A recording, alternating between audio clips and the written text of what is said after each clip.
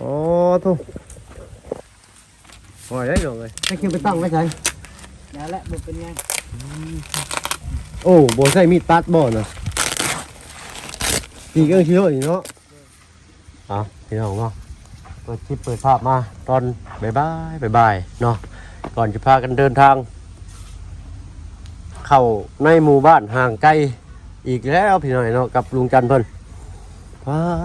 มาบาทนี้อ้อมหัวอ้อมคังแน่นนาทาวอนเสียงมาเพิ่นก็สิเปลี่ยนเลยพี่น้องเนาะกับขอโทษขออภัยไม่หลายลุงมื้อเช้าถึงบ่ได้ลงคลิปไปเลยเนาะไปธุระน้อยเนาะโอ้ดูก่อนอื่นเนี่ย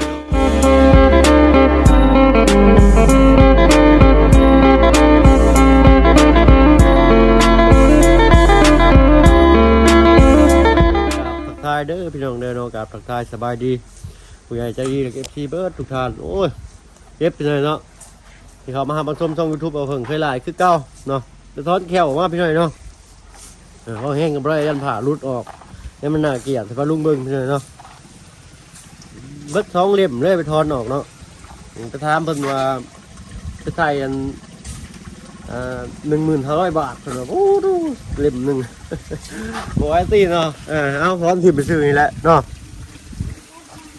เจ็บเนาะมาหาทางน้องมาเตียงเพิ่นได้แล้วโอ้ยเนาะสบายดีเจ็บแขวทอนแขวมาท้องเล็บโมได้กัดผ่าไว้อยู่นี่ฮะ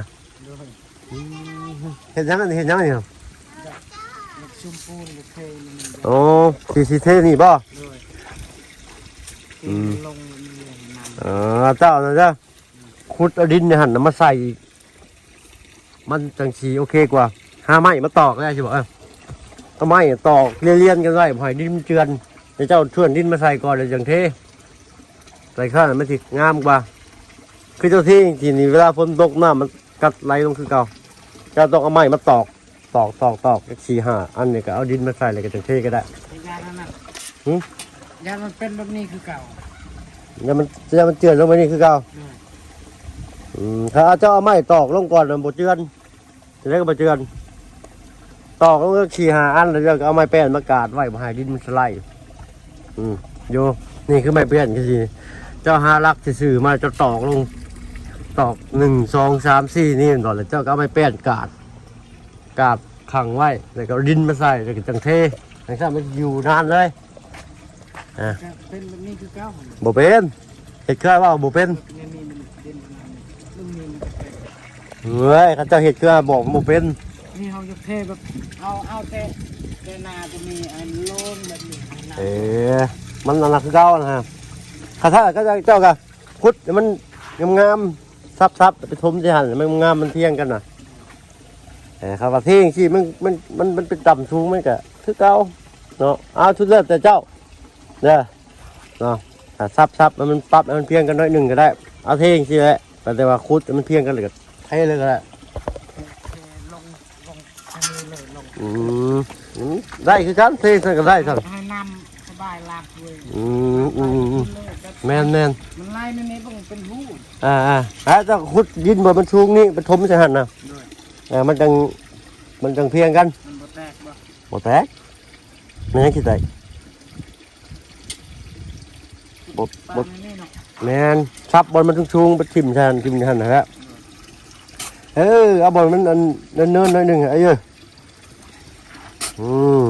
ละมันก็สีขัดกว่ากันบ่ดิใส่ที่ไอ้อยากว่า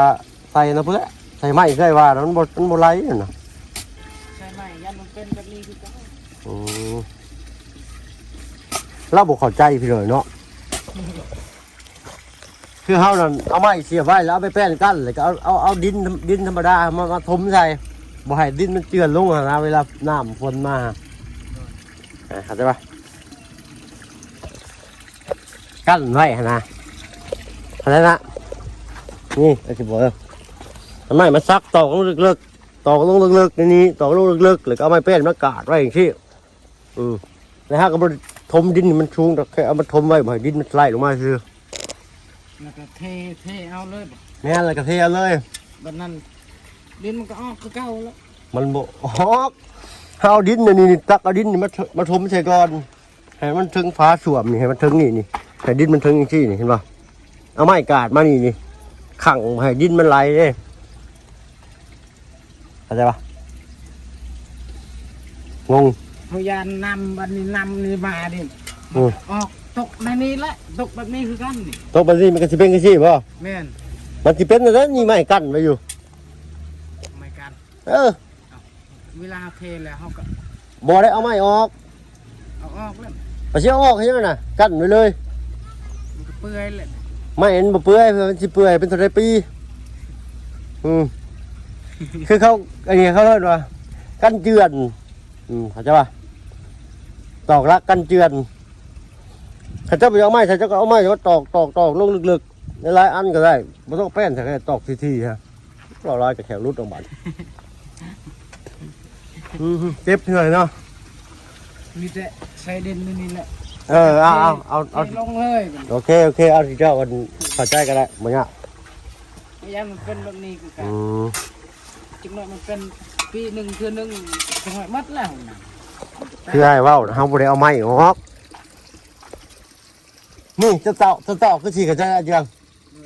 เจ้าทางลักนุ่งคือฉีกเจ้าก็เอาไม้ไปกาดใส่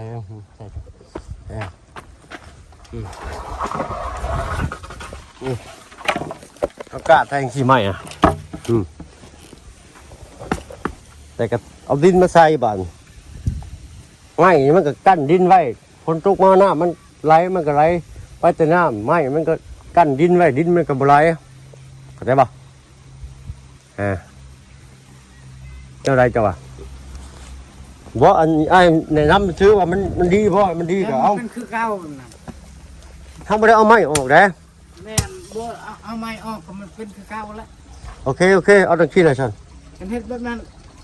มันก็เจือนคือกันยามฝนตก มันบ่เจือนสิเจือนได้เอาไม้ตอกลงลึกเลยน้องเจ้า เอาแบบคืนนี้มันแข็งกว่าไม้อีกนี่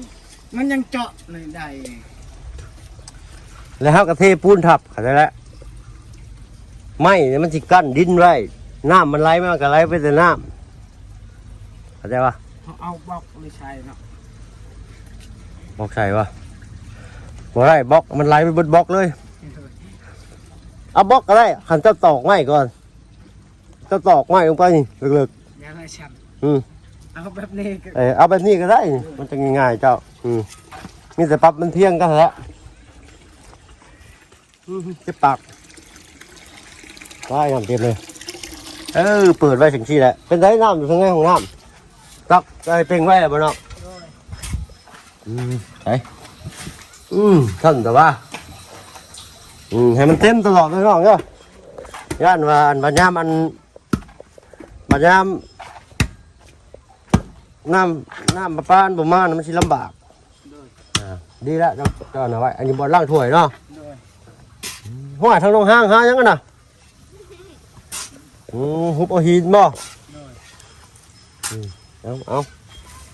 ใช้ได้พลักน้อยเนาะโอ้ทางง่ายว่าสิเข้าไปอันบ้านตะนางกับลุงได้เหมือนเลยพาป้าลุงเขาไปเบิ่งยูซิวทัดอยู่ป่าเลิกอีกก่อนไม่ได้เข่าแต่หึงเลยนี่เนาะต้องใช้ทางลุงมันมีธุระเป็นอย่างเนาะไปทำกันไปเป็นหมู่กันกันตัวมันสิพ่อบ่เนาะเชียงหินตัวนี้พ่ออยู่บ่สบายดีน้องห้างโดยสบายดีน้องสบายดีโอ้คือบ่เอาส่วนกวดๆเลยตักเอารถเอาไปหินผสมไปเลยก็ได้มันได้อยู่นี่ครับอันนี้มันก็เป็นทรายคือกันใช้พลักน้อยคือบ่เห็นเทิงบ่เนาะปลาโตคือได้อันตะนางงามแต่นอนเจียงโตเนาะจักม่วนแม่นจักอันเพิ่นเอามาให้3บ่น่าสิพออยู่เนาะฟังเรียบร้อยเวิร์ดเป็นบ่ละขวดนี่ด้วยแล้วแล้วแต่มื้อใด มื้อนี้แหละ โอ้ตู้เนาะเฮ็ดเองเทปูนเองเลยเนาะเห็นปะแข แข่งกันตะบ้านนี่นั่งเนาะ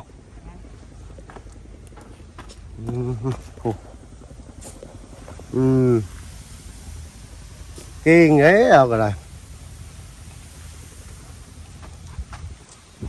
เฮ็ดกับอันไผนอกนี่ กับน้องห้าง กับน้องห้าง เอาเชียด ของแท้นี่เนาะ กับชุมมดชอบเลย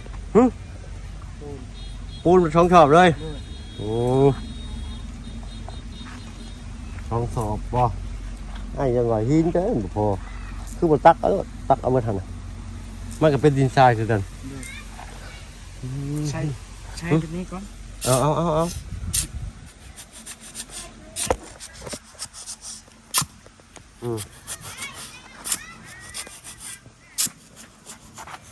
กินข้าวกินน้ำบ่เนาะ นอนกินแล้ว นี่ไผเนี่ยเข้ามามื้อนี้ มีเบาเชียงกับเบาลาวแม่นเบานั่นเบาบุญบ้านป่า ด้วยแดดซ้ำเนาะมื้อนี้เนาะแดดแห้งนิดหน่อยเนาะเพื่อไว้ย่อยว่าปากกล้องก็บ่ได้ผ่าครับเนื้อสิออกเนาะว่าได้ก็ขอโทษขออภัยนะพี่น้องเด้อเจ็บยิ้มบ่ได้บัดนี้เด้อบ่กล้ายิ้มแล้วค่อยอ้าวลุงโตยังแกอ๋อโตปล่อยได้rồiเนาะเป็นมันไหน ด้วย บ่มีค่ากล้องเฉยเนาะมีค่ากล้องสิซอยน้องมันอยู่ให้คิวไปตั้งไว้ใช่ แล้วแหละบุเป็นไง โอ้บ่ใช่มีดตัดบ่น่ะตีก็สิโหนี่เนาะ ด้วย ข่อยฮะก็เคยเห็นนี่จะเห็นอะไรกินนี่คือบ่เห็นเนาะ เขาอันนั้นแหละ ปาดไว้บ่ ด้วยเขาเฮ็ดแต่ข้าวเลย มีบ่อนจีกต่างหากพี่น้อยเนาะถ้ามีแต่เอามีดตัดอะไรเนี่ยบ่ฮู้มาก่อนได้วิธีแกะปูนใหม่ครับพี่น้อยเนาะเจ็บแถวบานยาชาเบิด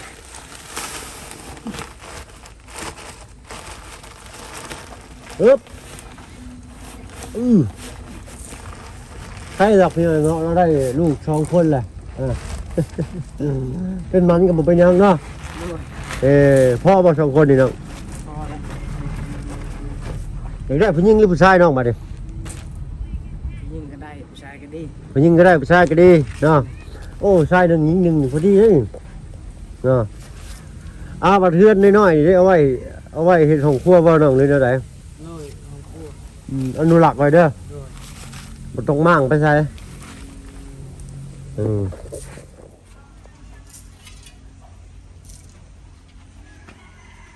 ปึ๊บ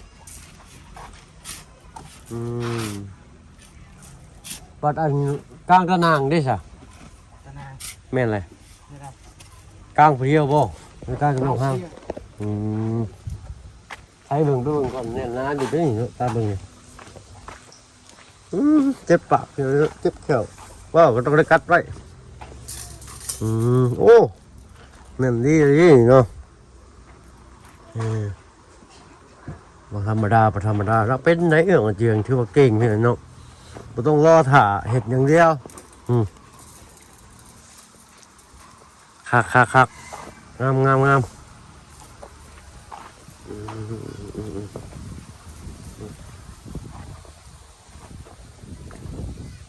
แล้วก็ซับออกคักเลย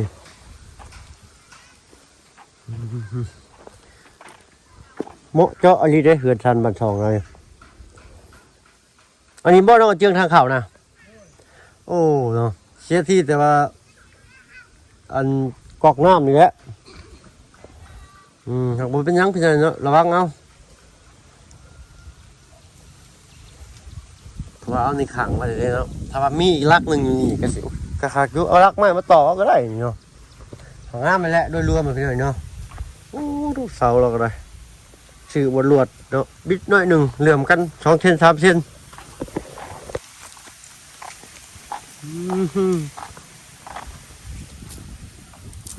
ครับเราก็ได้วิชามาจากช่างนี่เนาะ ไปเรียนวิชามาจากช่างแหล่เบิดเท่าไรน้องของน้ำตัวนี้ จักว่า อืม เท่าไรล้าน ไม่จักเส้นเป็นชัดแม่อะไร ประมาณ6 7 6ประมาณละ 6 เส้นเนาะ โดย 6 เส้น7 เส้นบล็อกนี่ก็ประมาณ240 ก้อนเนาะแล้วก็ทั้งกะทิ4 แผ่น3 เมตรซาว3 เมตรซาวขนาดเท่าไรน้อง2 เมตรคูณ2 เมตร50เป็นน้อยเนาะ โดย พอดีงามเป็นไงนะทว่าเฮ็ดเอามานี่แหละคันว่าถ้าทางหน้านะเนาะใส่อันเพิ่นใส่เสาได้เนาะไม่ว่าแน่นหน้าเลยนะเป็นไงเนาะแต่เพื่อนน้องซ้อนนี่สิก็เอาใส่เล็กแต่ว่าบ้านน้องกันเจียงนี่ใส่เป็นเสาเลยเนาะมันสิหลายปีกับอีกอย่างเพื่อนน้องเพิ่นนี่ดินมันเป็นแบบว่าแล้วมันสไลด์นะคันเฮาบ่ใส่อันเสานี่ย่ามันยะพาบักหนาเนาะ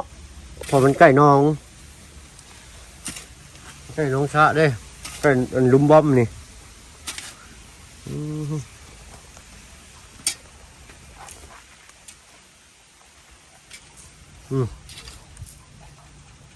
เฮ็ดพลักไปอยู่ในบ้านบ่พลักนี่โอ้ตากเข้าไว้บ่น่ะ โดย ได้สักชอบน้องข่าวเจ้าเก็บปีนี่ 40พอปานให้จักคนชอบไปชอบ 40พอให้สิไปสอบเนาะกุ้มกินฮอดปีหน้าอีกบ่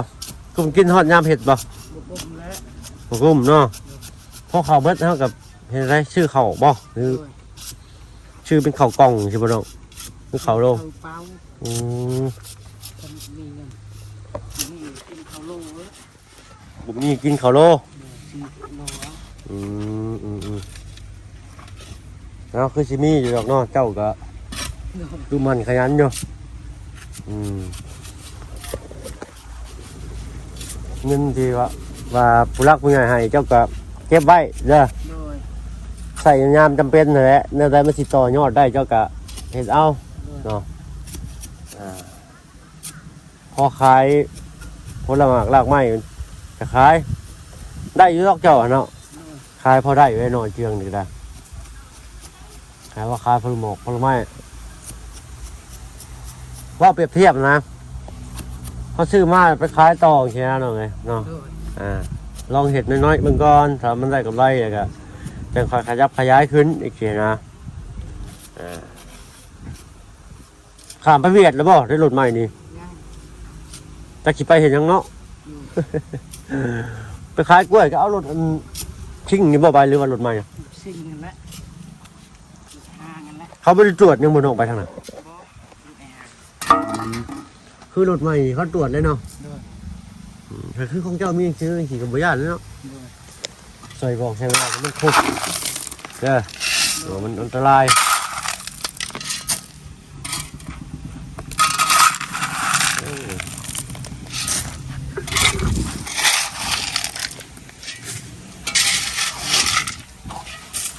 มาล้างถ้วยเนาะมันเป็นไงเนาะสะอาดสะอ้านนั่งน้ำกินบ้านเราเนี่ย โดย ใช่นี่มียังไง อันนั้นปลาอย่างไร ปลาพยูน แม่ บุเมนไหม ปลาไปย่อง ปลากระยอง มันยังมีอยู่บ่อปลานี่ ชักเลยคือเกิน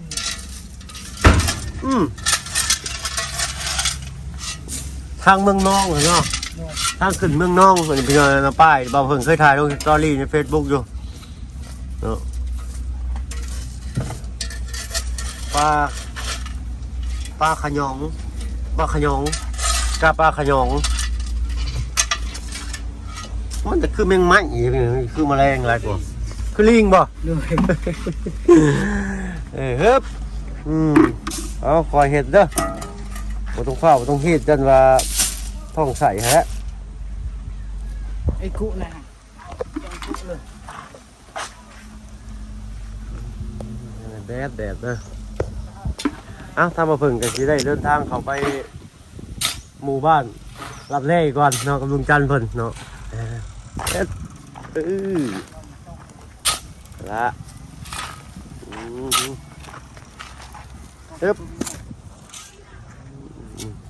เอ้าขสั้นอ้ายไปกันแล้วน้องเด้อเนาะเข้าไปหมู่บ้านลึกลับก่อนเนาะขอพรคลิปหน้าเอ้าไปแล้ว สบายดี สวัสดีจ้าไปกันแล้วน้องห้างเด้อค่อยๆเอ้าทีมมดขู่ด้วยสบายดีไปก่อนพี่เนาะทางลุงจันทร์เพิ่นเจ้าเพิ่นถ่าล้นไปผมขอบใจเพื่อนทุกคนทุกคนที่เข้ามาหามาชมช่องยูทูบเอาผลเคยได้คือเก่านะผมพอกันคลิปหน้าในหมู่บ้านมื้อแรกเนี่ยอัพลงให้ปะลุงเบิ่งเนาะเพราะว่าสิเข้าไปหมู่บ้านนี้บ่มีสัญญาณได้ไปเลยเนาะไปละสบายดีจ้ะ